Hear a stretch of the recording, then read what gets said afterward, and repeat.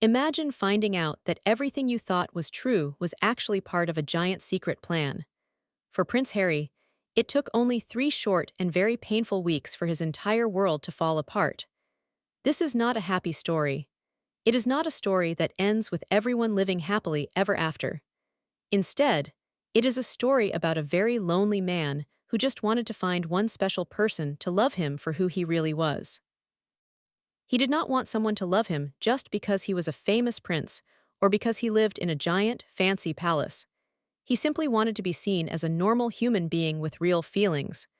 But instead of finding that simple love, he discovered that the woman he married had a very secret past. This was a past that he was never supposed to find out about.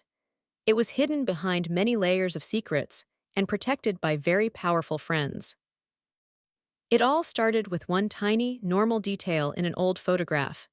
It was a very small thing that most people would never even notice, like a speck of dust on a wooden table.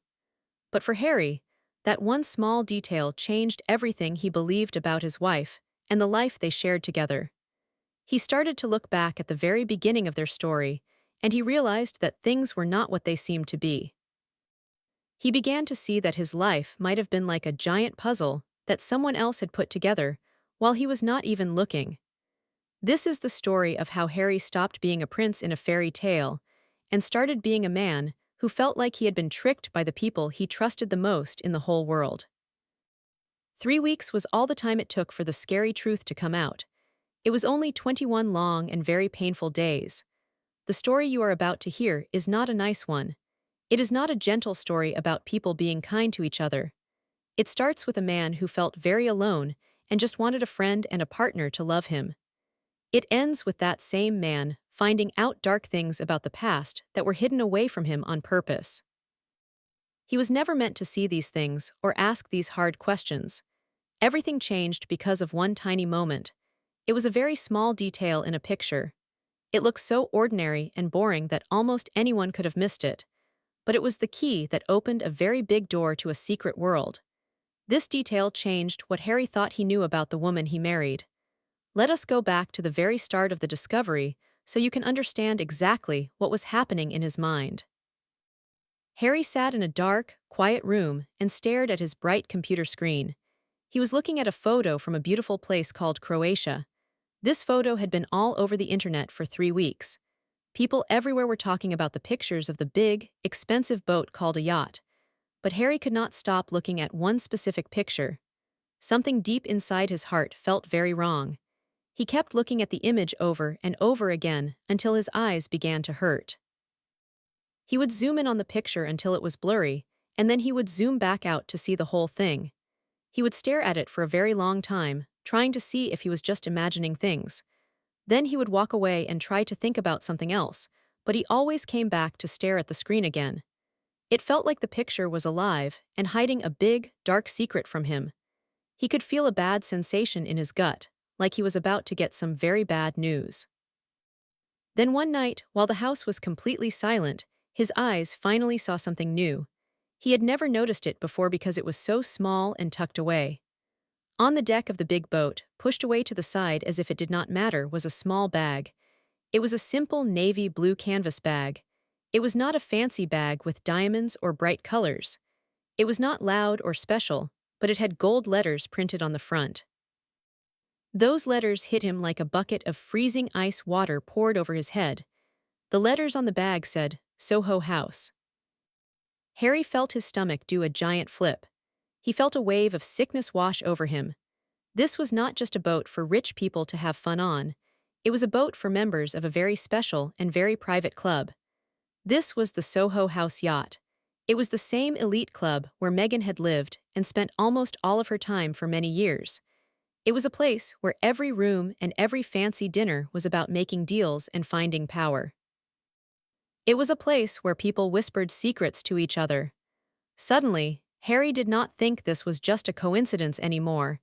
He felt like he was seeing the truth for the first time. Harry felt his chest get very tight, and it became hard for him to take a deep breath. He felt like the walls of the room were closing in on him. He knew right then that he would not be able to sleep at all that night. He had to understand what that small blue bag really meant. He opened a new tab on his computer. His hands were shaking so much that he had trouble typing on the keys. He typed 3 names that he used to think were perfectly normal and safe. He typed Soho House, then Marcus Anderson, and then Meghan Markle. He had seen these names together many times before, but they never looked suspicious or scary until this moment. The computer screen blinked as the search results started to load.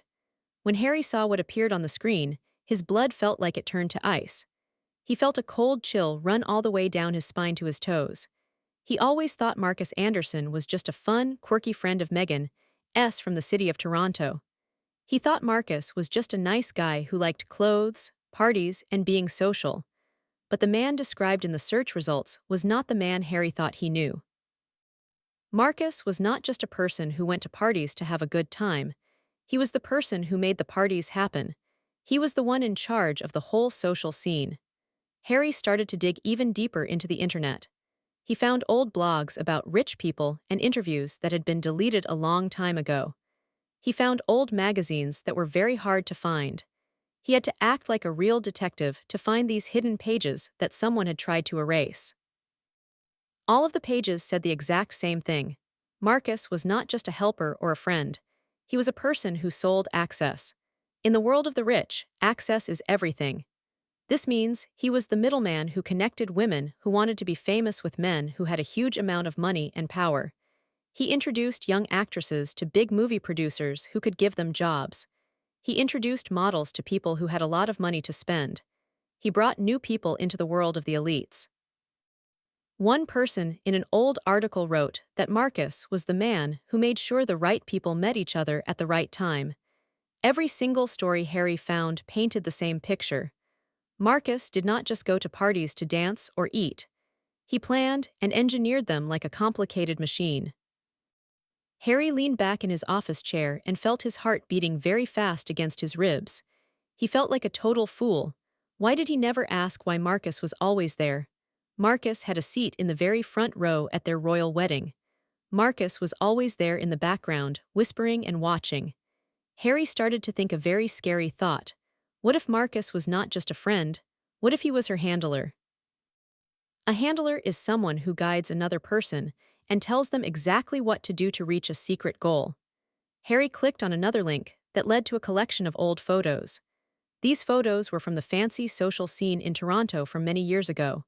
For the next 6 hours, Harry sat in that chair without moving. Those 6 hours changed every single thing he believed about his life. He did not want to believe any of the bad things he was seeing. He kept hoping that he was just making a big mistake or that he was being paranoid. He hoped the photos and the dates were just weird accidents that did not mean anything. But that hope died completely when he picked up his phone. It was very late at night, and the whole house was dark and still. Meghan was fast asleep in their bed. Harry called a person he had not talked to in many years. This person used to be a member of the Soho house in London a long time ago.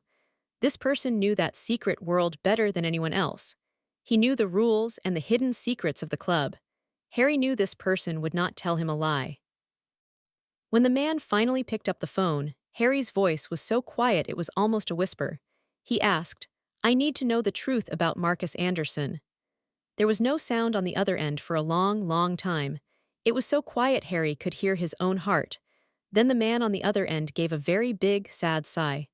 For the next 40 minutes, Harry listened to a truth he was never supposed to hear. The man explained that Marcus Anderson did not just have a group of friends. He ran something that people on the inside called a finishing school. But this was not a school to learn how to be polite or how to use the right spoon for soup. It was a school to learn how to get close to very powerful people. The friend told Harry that Marcus looks for women who are very ambitious and want to be successful. He finds women who want to climb to the very top of the world. Then he trains them like an expert. He teaches them how to wear the right designer clothes so they look like they have always been rich. He teaches them how to talk and how to move around very important people without looking like they are out of place. He brings them into the Soho house clubs all over the world. He gives them the phone numbers and the connections they need to move up in society. He introduces them to men who can open doors for them that would normally be locked. He is very smart and plans every move like a game of chess. Harry sat in his chair in frozen silence. He could not even move his hands. The man said, Marcus has special access to calendars and private lists of who will be at every big event. He knows exactly where kings, princes, and billionaires will be. He uses that secret information to create chances for his students to meet them. Harry stared at the wall. Everything was finally starting to make sense in a way that hurt. Marcus was at polo matches in 2013. He was at charity events in 2014. These were all places where Harry had been too.